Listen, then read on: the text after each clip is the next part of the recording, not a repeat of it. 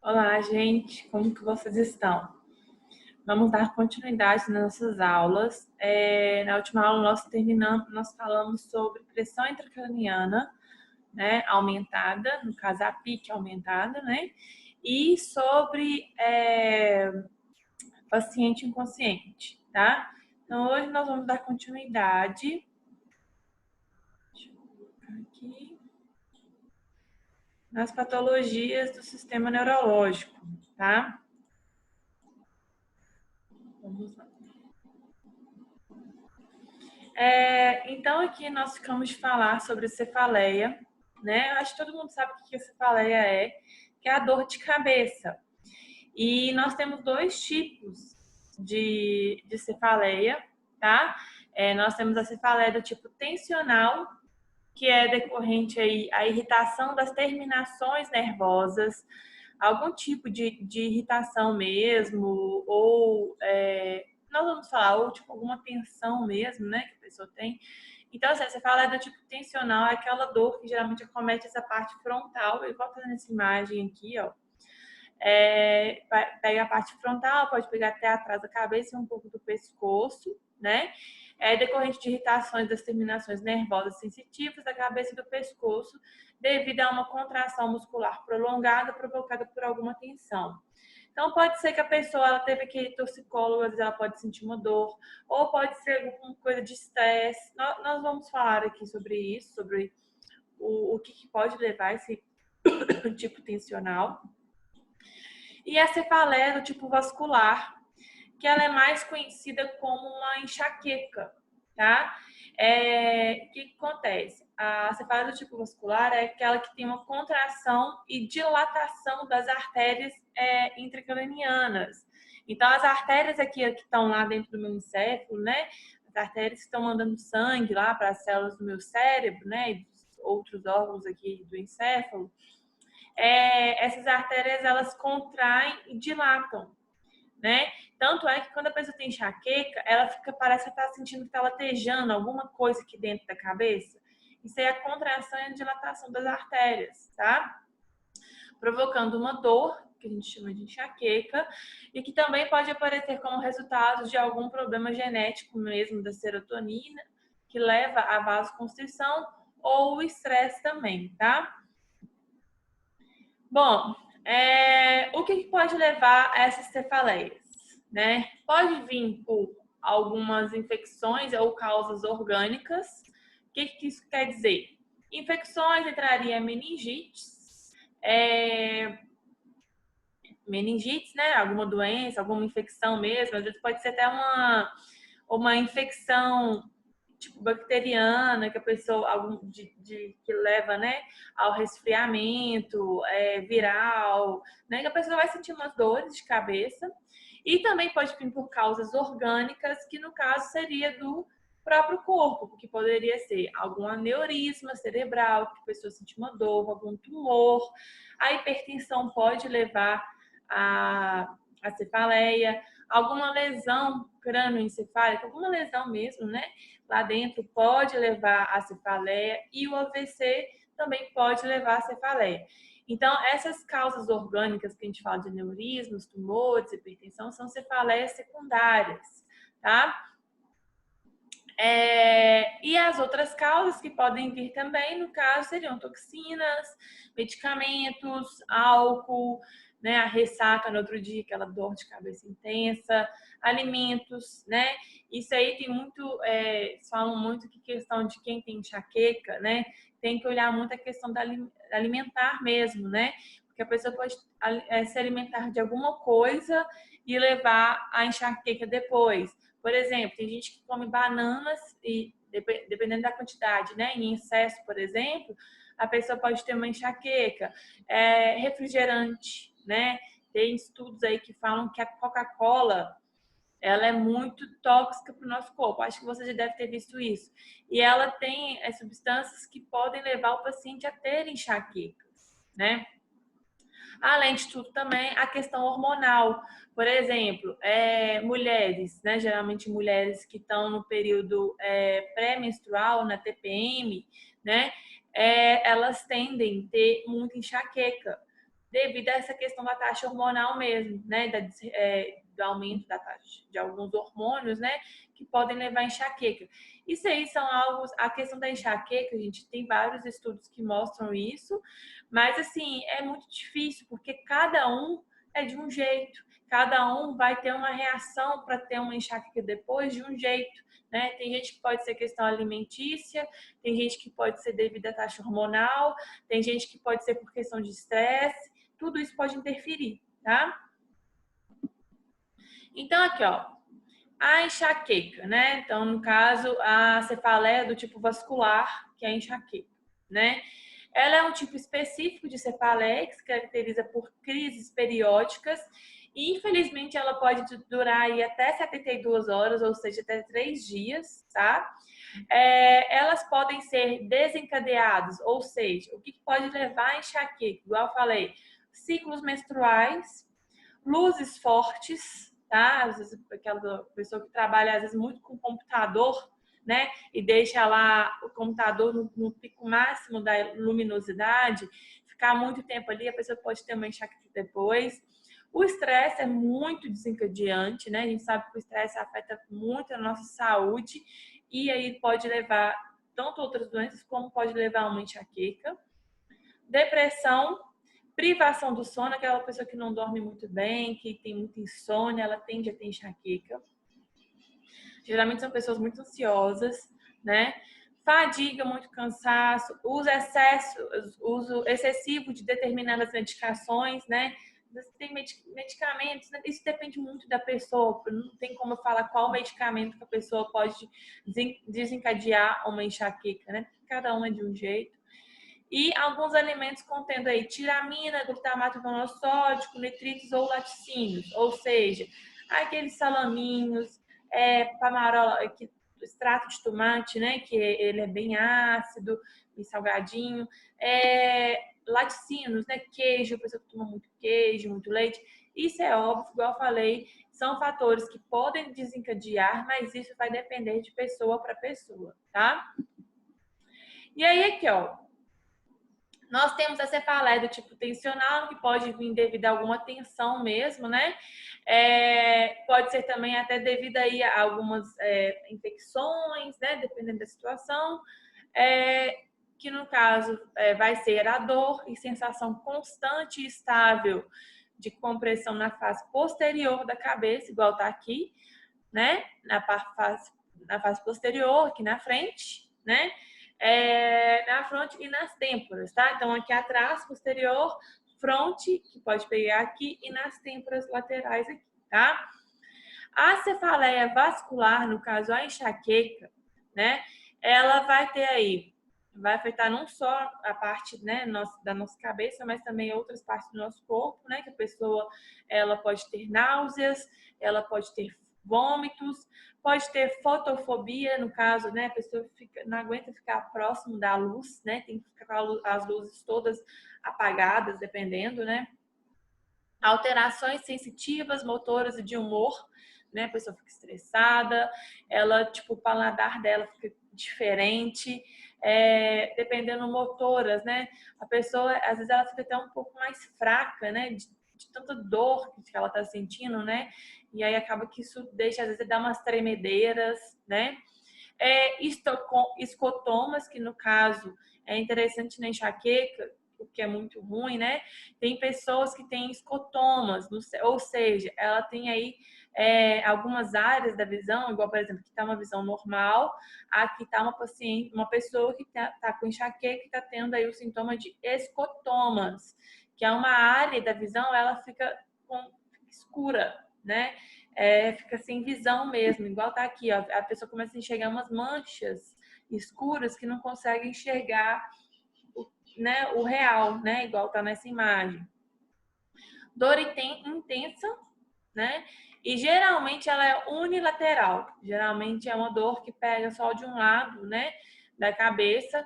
E é o que uma das diferenças da cefaleia tensional, porque a cefaleia tensional pega aqui toda a parte frontal, posterior e as têmporas da cabeça, né? A enxaqueca tende a pegar só um lado, geralmente unilateral. Então aqui, ó, Que dor é essa, né? A tipo tensional e a enxaqueca. A do tipo tensional é aquela que dura aí 30 minutos e dependendo da 7 dias que a pessoa não toma medicamento, aquela coisa incomodando, né? E a enxaqueca dura aí de 4 a 72 horas.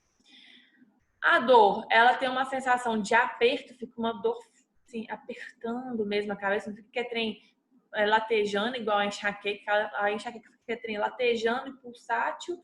A tensional é um aperto, você sente aquela dor constante, né, apertando. Região tensional dos dois lados da cabeça, a enxaqueca geralmente de um dos lados. A intensidade da tensional ela é fraca ou moderada, né? Fica aquele incômodozinho, né? Então, se a pessoa tomar um medicamento, tende a melhorar. E a enxaqueca ali é uma intensidade mais forte. Agravantes na tensional não há, na enxaqueca ali a pessoa ela não consegue fazer uma atividade física ou algum esforço. Às vezes a pessoa fazer um esforço, né? Abaixar a cabeça para pegar alguma coisa já incomoda, tá? Outros sinais, na intencional não há náuseas, pode ter alguma sensibilidade à luz ou barulho. Na enxaqueca, pode vir, que no caso é a vascular, né, cefaleia vascular, ela pode vir acompanhada de vômitos, náuseas, sensibilidade à luz, barulho, odores. A pessoa, ela fica, igual eu falei, ela fica muito sensitiva. Ela sente, né, o cheiro, os odores é muito forte, né? Às vezes um odor, um perfume pode incomodá-la, tá? E outra coisa aqui, do tipo tensional, quais são os gatilhos, né? O que pode levar a cefaleia do tipo tensional? Estresse, ansiedade, tensão muscular, tá? São fatores que podem levar. Na enxaqueca, nós temos a alteração do sono, né? Aquela insônia. Cafeína pode levar, né?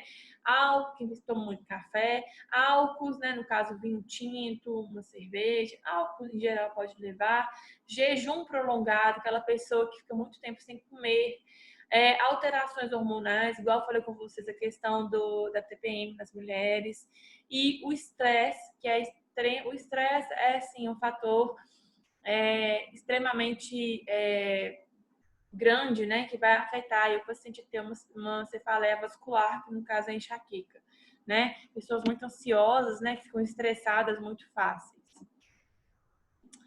Bom, aqui, então aqui, ó, no caso das cefaleias, né, que no caso cefaleias podem ser do tipo tensional, né, cefaleias originadas por quadros infecciosos, né, vai ter uma dor aqui acima, né, igual tá nessa imagem que eu já mostrei para vocês, um dor acima nos lados da face, atrás da orelha, quase acompanhada de febre, sensibilidade nas áreas nasais, tá? Que é aquela cefaleia que vem ali de meningite, de algum resfriado forte, né? Às vezes a gente já falou muito nas doenças do trato respiratório, faringite, né, laringite, todos aí podem levar essa cefaleia que vem aí de quadros infecciosos que tem essa característica, dor acima nos lados da face e da orelha, tá? Cefaleia de causa orgânica é uma cefaleia mais generalizada na região encefálica e que a pessoa sente uma compressão, né? Um aperto mesmo, uma tensão ali. E geralmente, né, nessa cefaleia de causa orgânica, que no caso, igual eu falei com vocês, uma meningite, que nós vamos falar, um aneurisma, dependendo, um tumor, um AVC, né? AVC, sim, pode ser também. Então, são cefaleias de causa orgânica e que pode ter um aumento da PIC, que é um aumento da pressão intracraniana, tá? Que nós falamos na aula anterior. Bom, o diagnóstico, né, vai ser avaliado aí, dependendo do tipo de cefaleia que o paciente está tendo, né? Pode ser feito uma radiografia dos seios da face, do crânio, porque às vezes o paciente pode estar com uma sinusite, igual nós falamos que cefaleia, né? Pacientes que têm sinusite pode ter uma cefaleia. Então, assim, para saber, né, como que tá os seios da face, né? Se tem algum pus, enfim. Tomografia e ressonância, no caso, para avaliar se o paciente está tendo ali um tumor, um abscesso, um aneurisma, né? Enfim, o que pode estar levando aí à cefaleia. Bom, com o tratamento e cuidados, é óbvio que vai depender muito do tipo de cefaleia, né? No caso, medicações selecionadas para um ataque agudo de enxaqueca. No caso aqui, para enxaqueca, né? Vai estar ali dando medicamentos como, se for uma enxaqueca de leve a moderada, pode dar uma aspirina, que são medicamentos mais conhecidos, né? Ibuprofeno, naproxeno, indometacina, né? Geralmente uma aspirina, ibuprofeno, dependendo do paciente, pode tomar. De moderada a grave, aí já é indicado aí medicamentos mais, não vou falar pesado, são medicamentos que são, não é mais pesado, né? Mas são medicamentos mais fortes, né? Digamos assim, que nós temos aí a dihidroergotamina, que no caso, medicamentos como enxaque, não sei se vocês já ouviram falar, só que esses medicamentos, né, o enxaque que está dentro de dihidroergotamina, né, são medicamentos que são contraindicados para quem tem hipertensão arterial, alguma doença arterial e na gravidez, tá? Porque esse medicamento, ele tem algumas reações adversas com outros medicamentos, por exemplo, heparina, tá? Isso aí causa vasoespasmos nas artérias e que às vezes pode até piorar a enxaqueca. Então, assim, de moderada a grave, pode tomar esses medicamentos, por exemplo, como enxaque, que é um dihidroergotamina. Pode tomar ali cetorolac, o butorfanol, medicamentos como o sumatriptano, tá? Mas também são contraindicados na hipertensão, doença arterial, coronariana e gravidez. E no caso, naquele estágio, né, refratário, aquele estado enxaquecoso, né, que é um estágio mais avançado, bem assim, tá terrível, né, as dores, pode tomar corticosteroides e os medicamentos que estão dentro aí de dihidroergotamina. Bem difícil falar essa palavra, né?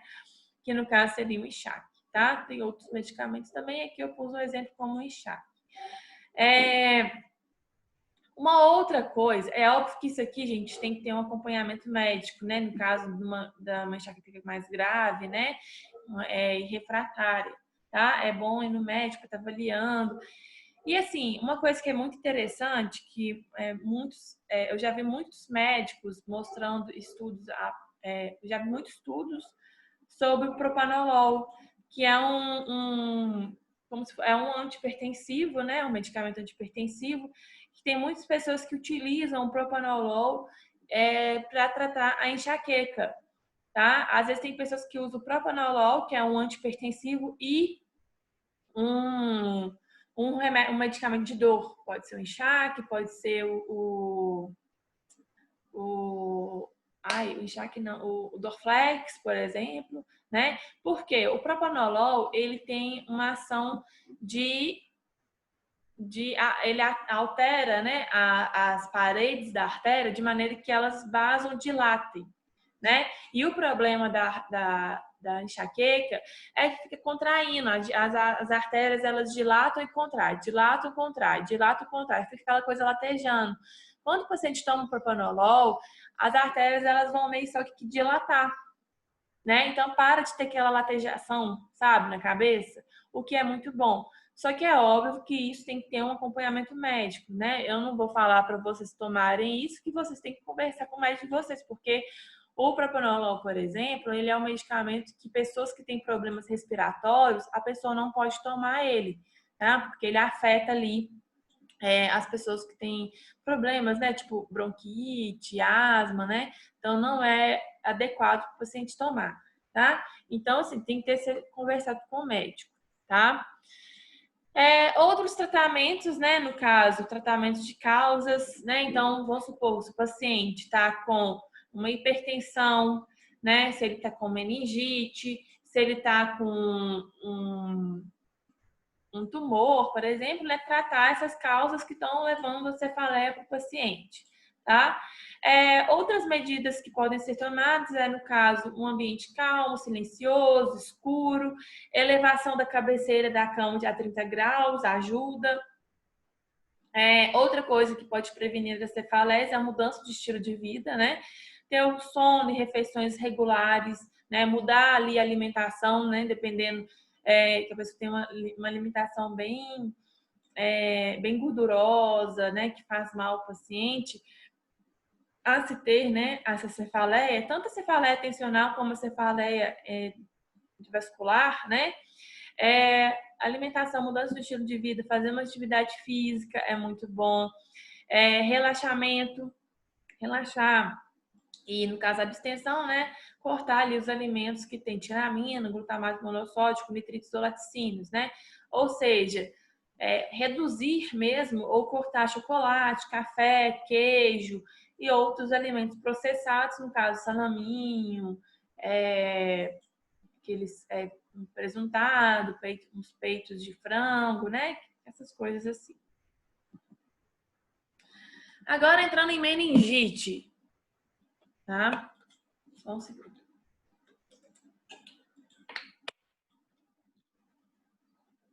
Bom, a meningite, né? Só para a gente relembrar, a meningite é uma doença que vai afetar as meninges, né?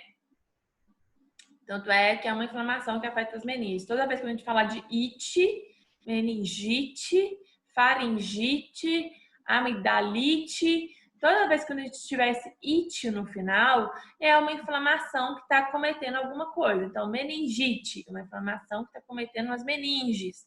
Faringite, uma inflamação que está afetando a faringe. Então, aqui no caso, a meningite é uma doença que afeta as meninges. Lembrando, as meninges são membranas que revestem todo o nosso sistema neurológico, tá? Não só como o encéfalo, aqui no crânio, como também na minha medula espinhal, tá? São aquelas 3 membranas, nós temos 3. Dura mater, aracnoide e a pia mater, tá? Então, aqui, ó. A meningite é um processo inflamatório das meninges, né? Como eu falei.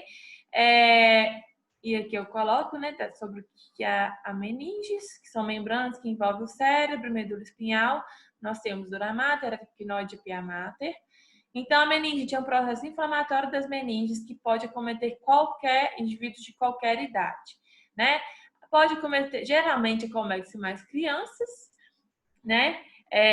Mas pode pegar aí de qualquer idade, tá?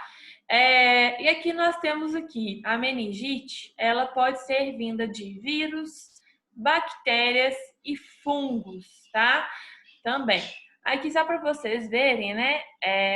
Aqui nós temos uma imagem, né? Por exemplo, aqui, né? Da região do encéfalo. Isso aqui é o cérebro, né? Aqui está o cerebelo. Bem aqui, um zoomzinho aqui, ó. Tomou um zoom aqui, tá? Aqui nós temos o crânio, né? E aqui estão passando as meninges que tá aqui revestindo todo o meu encéfalo. Quando tá normal, ok. Quando tá inflamada, né? Tá aqui nessa imagem, né? Pode ser que fique com sangue, pode ser que fique com pus, né? Aqui nessas regiões da meninge, tá? Aqui de novo, só para vocês verem, nós temos a pele, um zoom aqui, tá? Nós temos a pele, o crânio, e aí nós temos a dura mater, a aracnoide e a pia mater, que fica bem em cima do tecido aqui, tá? E aqui no caso, né, os vazios sanguíneos que estão passando ali entre as meninges, igual eu já falei com vocês anteriormente, vai estar ali passando, né, as bactérias, vírus, fungos, né, que vai causar essa inflamação aqui nas meninges, que vai levar à meningite, tá? Aqui, ó, só para vocês relembrarem novamente, tá? Fazendo um zoom dessa região aqui do cérebro, né, do encéfalo, da cabeça, nós temos aqui, ó, esse aqui é o zoomzinho, tá? Esse aqui é o tecido cerebral, né? É uma parte lá do tecido cerebral aqui, tá? Aqui, só para a gente relembrar, a substância branca, o córtex cerebral, que é a substância cinzenta. E aí, aqui nós temos aqui, ó, aqui já fala, ó, a pia mater, a aracnoide e... Cadê? Pia mater, essa aqui. pia mater, aracnoide e a dura mater, tá? Que é a parte mais grossinha, tá? Que é a membrana mais dura e tudo mais, tá? Quando o paciente tem uma meningite, né? Aqui tá um paciente normal, olhem só, bem aqui nesse espaço subaracnoide, né? Que é onde está a pia mater e a aracnoide, é entre as duas meninges. Aqui tá normal. Aqui no caso, né, vai estar infeccionado, é um paciente que está com uma meningite, está com uma inflamação aqui. O que acontece? A pia mater, tá vendo aqui vaso sanguíneo? Tem vasos sanguíneos aqui passando na pia mater, né? E aqui, ó, entre a pia mater e a aracnoide, nós temos o espaço subaracnoide, que é onde está passando aquele licor, né? O líquido cefalorraquidiano que eu já expliquei para vocês, né? E aí, o que acontece? Tá passando os vasos sanguíneos aqui e aí acaba que as bactérias que estão correndo no vaso sanguíneo, né, ou vírus ou fungo, pode chegar aqui no meu encéfalo por esses vasos sanguíneos e começar a proliferar aqui, causando aquela inflamação que eu falei com vocês, tá? Então aqui, olha, o licor que está passando aqui nesse espaço subaracnoide, ele vai ser leitoso, um fluido cérebro espinhal leitoso, contendo neutrófilos, que são células do sistema imunológico, e bactérias, tá? Que os neutrófilos estão tentando combater as bactérias que causam a inflamação ali, tá? Eu não sei se vocês sabem disso, só uma curiosidade, porque assim, as bactérias estão ali. Não é as bactérias que vão causar a reação, é o nosso sistema imunológico tentando combater as bactérias. Que aí, quando ele vai tentando combater as bactérias, que causa ali aquela reação de inflamação, né? Que gera, às vezes, o pus e tudo mais, tá? Então, aqui, olha, de onde que pode vir, né, a meningite? Aqui nós temos algumas imagens. Nós temos ali a meningite adquirida ou associada, que é uma meningite que pode vir aí de alguma infecção, tá? Por exemplo, como eu já falei com vocês muitas vezes, pacientes que têm um simples resfriado, né? Se a pessoa não cuida desse resfriado, aquela bactéria, né, o vírus que está ali, né, no resfriado, cai na corrente sanguínea, a corrente sanguínea está indo para qualquer lado. Então, essas bactérias podem ir para qualquer lado. Mas, como é aqui nessa região da face, né, é muito irrigado de vasos sanguíneos, é fácil dessa bactéria cair na corrente sanguínea do meu resfriado, né, da minha faringite, da minha amigdalite, cai ali na minha corrente sanguínea e vai para minha meninge, tá? É muito comum isso de acontecer. Então, sempre tem que cuidar, né, dessas doenças infecciosas antes, para não ter aí um avanço, né, piorar ainda mais a situação. Então, adquirida, né, meningite adquirida, pode vir de alguma infecção, algum trauma, por exemplo, alguma fratura aberta, né? Então, ele está exposta, né? Os vasos sanguíneos estão expostos, né? A esses agentes, como vírus, bactérias, fungos. Pode vir de alguma fratura basilar ou facial, né? Alguma fratura na face mesmo, tá? Pode vir de alguma otite média, no caso, uma dor, uma infecção no ouvido, né? Pode cair na corrente sanguínea e chegar lá na meninge e dar meningite. Sinusite, igual eu falei com você, se o paciente não cuida, né, de uma sinusite, ela vai piorando, pode cair ali a bactéria de sinusite, cai na corrente sanguínea, que chega na minha meninge, dá meningite. E algum tipo de bacteremia, no caso, por exemplo, né, uma pneumonia, né? O paciente tem uma pneumonia, não tratou, ou está tratando, por exemplo, né, essa bactéria cair na corrente sanguínea e chegar lá na minha meninge, tá? Então, tudo aí pode levar. E aqui, no caso, nós temos, né, um exemplo, né, das infecções por meningite, né? Nós temos aqui as infecções bacterianas, que são tipos de infecções sépticas, né, que pode levar a uma sepse, né, uma infecção bacteriana no corpo todo, né, que é muito grave. E aqui nós temos as bactérias que podem levar a meningite. Nós temos aqui a meningocócica, que eu acho que é a que vocês, né, a maioria vai conhecer, que é muito bem conhecida. Nós temos uma bactéria da influenzae, da pneumoniae, né? Mas geralmente aqui é a meningocócica, que todo mundo conhece, que a gente chama de meningite meningocócica, tá? É um tipo de bactéria que pode afetar ali a meningite. E nós temos as meningites virais, né? No caso das meningites assépticas, né? Que não chega a levar a sepse, né? Mas são preocupantes também, que pode vir pelos enterovírus. Nós temos ali o poliovírus, ecovírus, são aí vírus, né? Que podem levar a meningites virais, tá? Qual que é o modo de transmissão? Bom, na meningite bacteriana, que é a mais comum de todas, né? A meningite bacteriana ela é transmitida de pessoa por pessoa por simples meios de gotículas, né? No caso, a gente vai estar conversando aqui, você solta um pouco de gotinhas da boca, né? E aí acaba que a pessoa ela pode se infectar, né? Pode estar transmitindo aí por meios de gotículas, secreções da nasofaringe, no caso a pessoa está secretando, né? Tá saindo secreções da parte do nariz, e a pessoa tira e não lava as mãos, e aí cumprimenta outra pessoa, espirros, tosse, isso tudo pode levar à transmissão da meningite bacteriana, tá?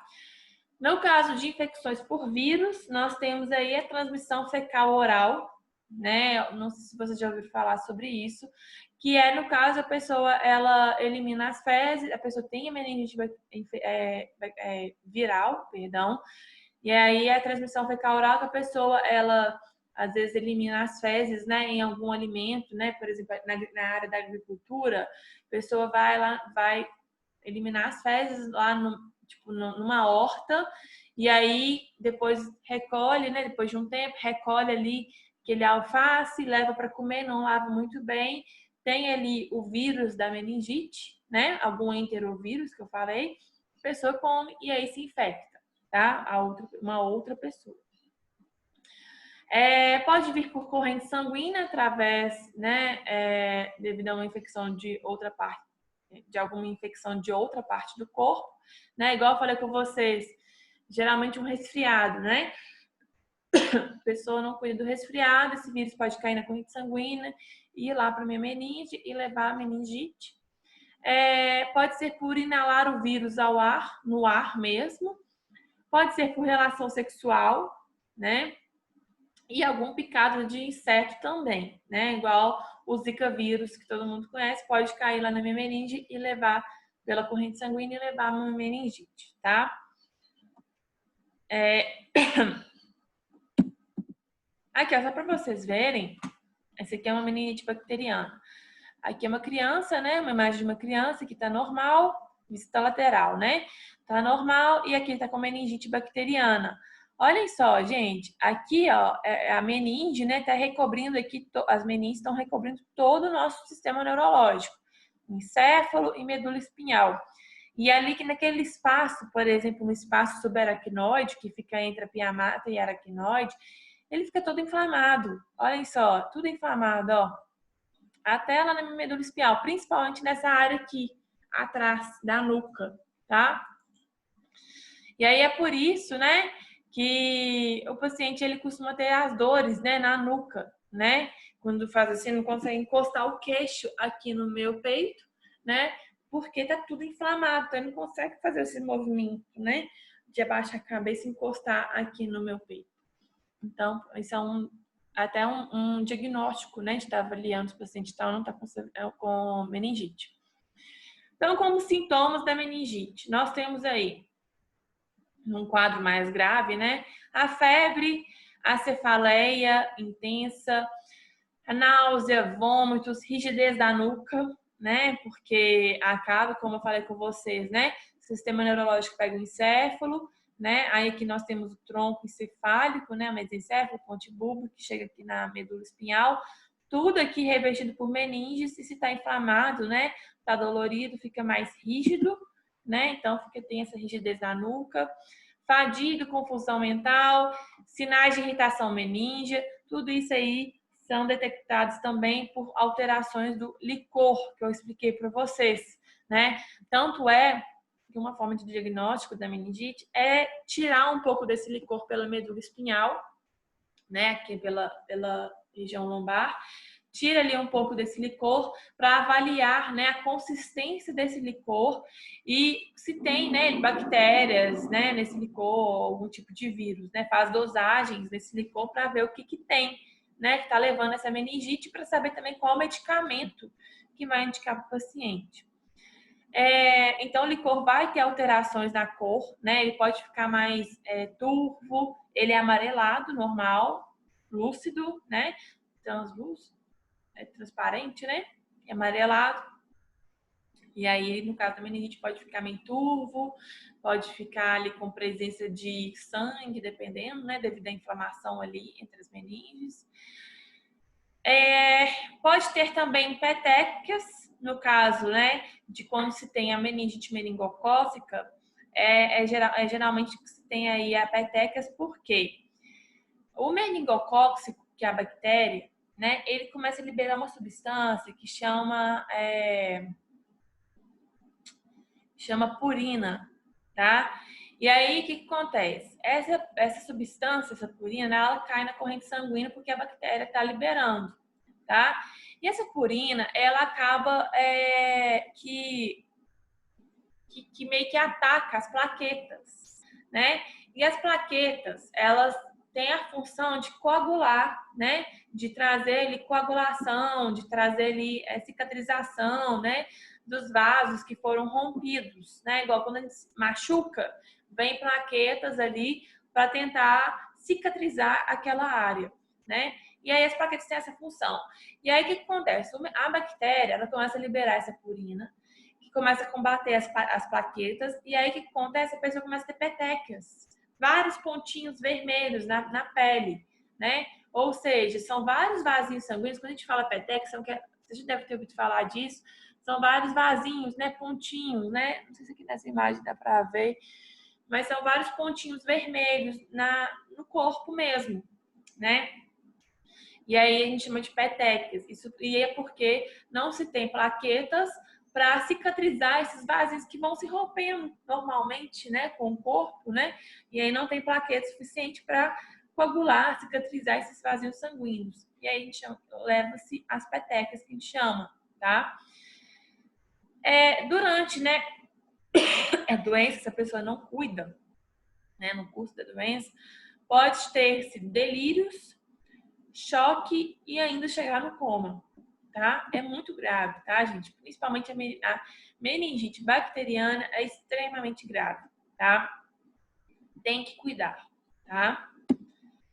Como complicações, né? Não tá tratando ali a meningite. A pessoa ela pode ter perda da audição, né? Porque da meningite pode afetar ali algum nervo que está auxiliando na audição. Pode ter distúrbio de linguagem, ou seja, a meningite que está ali em alguma região do meu cérebro que está relacionado com a minha linguagem, a bactéria pode acometer aquela área do cérebro que está relacionada com a linguagem, ou seja, acometer aqueles nervos, né, os neurônios que estão responsáveis pela linguagem. A pessoa pode ter distúrbio de linguagem, pode ter retardo mental, pode ter anormalidade motora, né? Tremedeiras, né? A bactéria pode acometer nervos que fazem a gente ter esses movimentos mais finos, né? E aí acometer isso, a pessoa começa a tremer porque perdeu esses movimentos finos, né? Acometem neurônios que estão responsáveis por isso. Pode ter distúrbios visuais, né? Pode ter miocardite, a gente já falou sobre miocardite, pericardite, que são doenças que afetam o coração. Ou seja, a bactéria pode sair lá da minha meninge, né? Cair na corrente sanguínea, chegar lá no meu coração. Pode ter abscesso cerebral, ou seja, a bactéria que está lá na minha meninge, né? Pode cair na corrente sanguínea, ir para alguma região do cérebro e levar um abscesso cerebral e várias outras doenças, tá? Então é muito complicado, é bem agravante, então tem que tratar da meningite, tá? O diagnóstico vai ser clínico e laboratorial, como eu falo, então no caso, né, o clínico, o médico vai estar fazendo aquelas posições que eu falei com vocês, né, de ver, fazer esse movimento com o pescoço, para ver se a criança consegue encostar o pescoço no peito, se a pessoa vai sentir ou não vai sentir dor.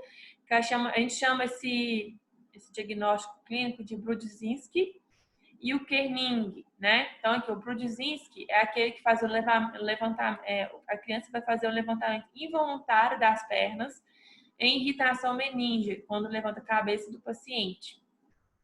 Então, quando levanta a cabeça, encosta aqui a cabeça aqui no pescoço, né? Tenta encostar, porque é muito difícil, a criança levanta os pés, né? Os joelhos. E o Kerning é aquela resistência e dor quando o joelho é estendido com o quadril totalmente flexionado, né? A pessoa vai ter resistência e muita dor, né? Então, aqui, ó, como transmissão, né? Já falei com vocês, o contágio geralmente é respiratório. Uma pessoa infectada pode não desenvolver a doença, mas mesmo assim ela é capaz de transmiti-la. Então, ela pode não ter sintomas, mas tem lá o vírus, a bactéria, e pode transmitir. Escolares, creches, universidades e outros locais com grande concentração de pessoas são ambientes favoráveis à contaminação. Com o tratamento, no caso da viral, né? Como não existe, né, um medicamento específico para o vírus, né? Os cuidados são sintomáticos, ou seja, o paciente ele vai tomar remedicamentos para amenizar os sinais e não precisar ser internado, né? Na verdade, não precisa ser, a viral geralmente ela é menos agravante quanto a bacteriana. Então, você toma medicamentos ali para febre, dores, né? Se ele estiver sentindo. São medicamentos específicos para aqueles sintomas, tá? A bacteriana, como todo mundo sabe, se é bactéria, tem que se tomar antibióticos, né? A bacteriana ela é o estágio mais grave da meningite, né? A pessoa tem que tomar antibiótico na veia durante 7 dias. Depois de 24 horas, o indivíduo não transmite mais a doença e pode sair do isolamento, tá? Pessoas em contato próximo com quem tem meningite bacteriana também precisam tomar antibióticos para diminuir esse risco de pegar, de ter essa transmissão da doença, tá? Outros fatores aqui, como tratamentos e cuidados, né? Os pacientes que têm meningite, tá? Elas tendem a ter um nível de sódio bem baixo, tá? Então, aí a pessoa tem que tomar bastante líquidos isotônicos devido aí essa hiponatremia, que é o nível baixo de sódio, tá? Então, no caso ali, Gatorade, né? Que tem uma quantidadezinha de sódio, né? No líquido. E assistência cuidadosa também, tá? Essa questão do sódio, viu, gente? Para quem tem meningite bacteriana, tá? Que no caso seria isso. Como prevenção, detectar e tratar precocemente os casos, né? Isso tudo para evitar que não seja transmitido para outras pessoas. Vacinar, que já tem vacinas, né? Para meningite. Principalmente tomar como quando criança, né? Evitar aglomerações. Isso aqui acho que vocês até sabem disso, né? Por que adultos têm menos chance de ter meningite quanto crianças? Geralmente as crianças, primeiro os adultos geralmente tomam a vacina antes, quando crianças, né? E aí quando não toma, aí tem chances de ter, claro. Mas no caso das crianças, elas tomam a vacina, né? Então tende a não ter. Mas as que não tomam, é muito fácil de criança ter, porque o sistema imunológico é um pouco... ele nunca teve contato com bactérias diferentes, então ele tende a não conseguir combater aquela bactéria, então o paciente tem a doença e tudo mais. Evitar aglomerações, né? Manter os ambientes ventilados e a higiene ambiental. Fazer a quimioprofilaxia, né? No caso, o que a gente fala é fazer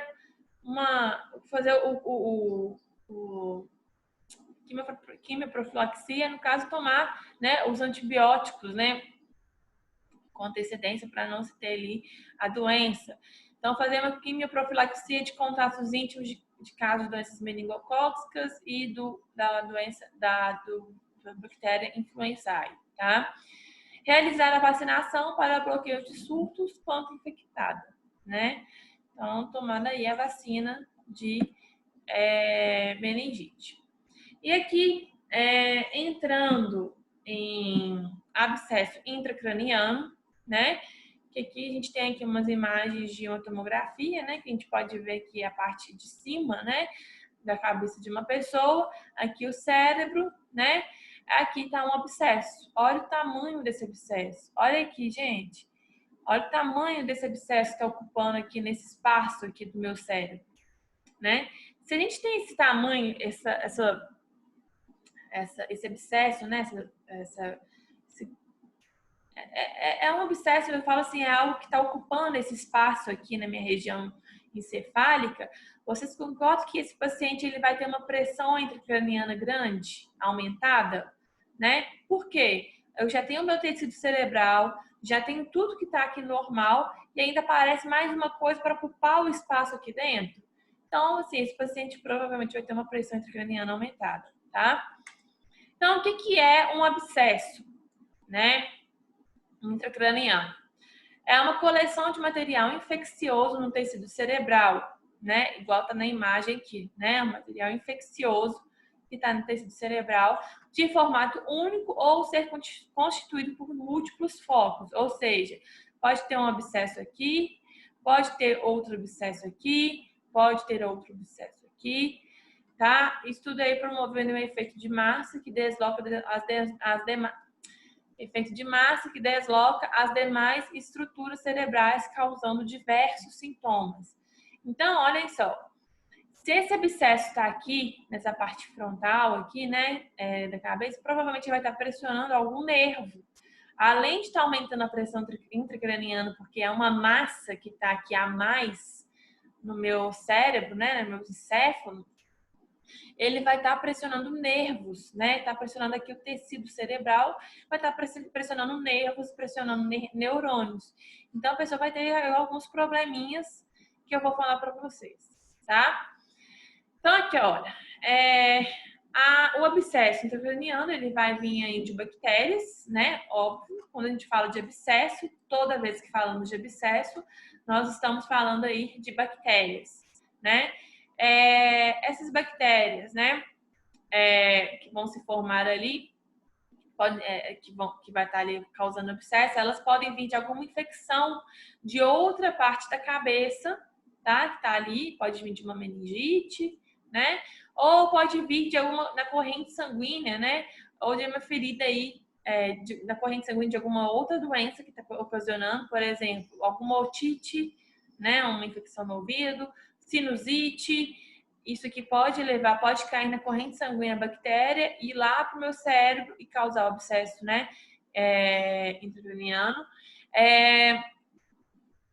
Pode vir de alguma ferida que entra no cérebro, então, por exemplo, alguma cirurgia intracraniana, alguma lesão crânioencefálica, tá? Pode levar. Uma disseminação hematológica a parte dos pulmões, então, alguma pneumonia, né? Pode ser que aí caia a bactéria lá na corrente sanguínea, que vai lá para o meu cérebro. E pode vir das gengivas, por incrível que pareça, tá, gente? Pessoa que tem uma gengivite ou uma periodontite, né? Alguma doença que está afetando ali as gengivas, que geralmente é bacteriana, né? A pessoa não cuida, cai na corrente sanguínea, chega lá no meu cérebro, pelo sangue e dá o abscesso, tá? A bactéria sai andando ali. Como você fala, como sintomas, né, do abscesso intracraniano, nós temos ali uma cefaleia, a pessoa vai ter uma dor de cabeça muito forte, né, porque está pressionando tudo ali, febre, vômitos, isso tudo por questão mesmo de ser um abscesso, né, causado por bactérias, né,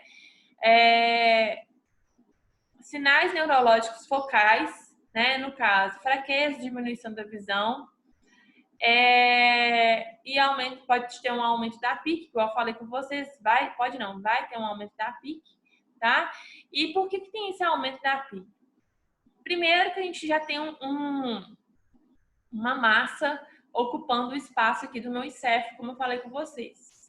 E aí outra coisa, para tentar combater esse abscesso, o que o nosso corpo faz? Ele começa a acumular o licor né, aquele licor, aqui, que é o LCR, né, o líquido cefalorraquidiano, começa a acumular esse licor em volta do abscesso. Porque, como você sabe, o licor, ele também, além de ter várias funções de proteção mecânica, né, e tudo mais, o licor tem também células de defesa, que ele atua no sistema imunológico. Então, vai acumular esse licor aqui para tentar, as células de defesa que estão dentro do licor, tentar combater essas bactérias que estão formando esse abscesso aqui, tá? E aí acaba que aumenta a pressão intracraniana também, devido a esse acúmulo de licor ao redor. Além da massa do abscesso, esse acúmulo de licor, tá? Esses sinais neurológicos focais, igual a diminuição da visão, depende muito da localização desse abscesso, tá? Então, por exemplo, o abscesso aqui nesse caso pode estar acumulando, tá aqui nessa região, aqui estão os olhos, né? E aí ele está pressionando os nervos que estão mandando a informação para o meu olho, então enxergar as coisas. Se ele pressiona esse nervo, a pessoa pode perder a visão por conta disso, tá? O diagnóstico pode ser feito ali a tomografia, a ressonância, para identificar o tamanho e a localização do abscesso, igual aqui, olha esse é o tamanho desse abscesso nessa imagem. Nós temos aqui um abscesso aqui, outro aqui, outro aqui, aqui. Isso aqui é do mesmo paciente, tá? E outra coisa, é preciso fazer uma aspiração desse abscesso, né? Preciso retirar um pouco desse abscesso para saber qual que é a bactéria que está levando esse abscesso, que está ocasionando isso tudo aí. Porque a partir do momento que a gente descobre qual bactéria que está levando isso, a gente sabe qual medicamento dá para essa bactéria, para matar essa bactéria, tá? Então, ali tem que ser feita uma aspiração do abscesso. Como cuidados, né, e tratamento, né, controlar a pressão intracraniana aumentada, né, que nós já falamos sobre isso, drenar o abscesso e prover uma terapia antimicrobiana. Dirigida ao abscesso é a origem primária da infecção, né? Então, no caso, vai direto essa terapia antimicrobiana vai direto, né, atacar o abscesso, né, para controlar, e também o que está levando, vamos supor, uma sinusite que o paciente está tendo, vai tratar a sinusite também, tá? Aqui é isso, tá, gente? Eu vou parar por aqui, na próxima aula a gente fala de aneurisma intracraniano, tá? Eu espero que vocês tenham gostado da aula, que tenham entendido a aula. Se vocês tiverem alguma dúvida, vocês podem me perguntar, tá bom? Um grande abraço para vocês e até a próxima.